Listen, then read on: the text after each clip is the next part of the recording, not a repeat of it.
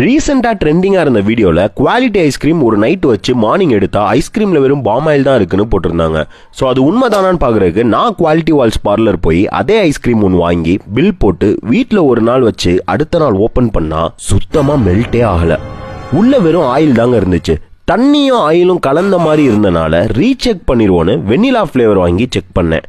அதுவும் அதே மாதிரி மெல்ட் ஆகாம தான் இருந்துச்சு. அப்போதான் புரிஞ்சிச்சு இது ஐஸ்கிரீமே கிடையாது, சுத்தமான பாமாயில்ல செஞ்ச ஃப்ரோசன் டெசர்ட்னு. இந்த மாதிரி ஐஸ்கிரீம் எல்லாத்துலயும் ஃப்ரோசன் டெசர்ட் எல்லாத்துலயும் அவங்களே 10% பாமாயில் இருக்குன்னு ஒத்துக்கிறாங்க. ஸோ கன்சியூமரா இருக்க நாம தான் கன்ஃபியூஸ் ஆகி இந்த கருமத்தை போய் குழந்தைங்களுக்கு வாங்கி கொடுத்து நம்மளும் சாப்பிடுறோம். அமுல் மாதிரி ஐஸ்கிரீம்லாம் இது மக்களுக்கும் அவேர்னஸ் கொண்டு வரணும்னு ஏகப்பட்ட விஷயம் பண்ணிருக்காங்க. பொதுவா சூப்பர் மார்க்கெட்ல பை ஒன் கெட் ஒன்னு போட்டிருக்க எல்லாமே ஃப்ரோசன் டெசர்ட்டா தான் இருக்கும். இவ்வளவு ப்ராப்ளம் இருக்கு இந்த ஃப்ரோசன் டெசர்ட்ஸை கம்பெனிஸ் ஏன் விற்கிறாங்கன்னா 60 to 80% ஐஸ்கிரீம் பண்ற காஸ்ட்டை விட கம்மியா தான் செலவாகுது.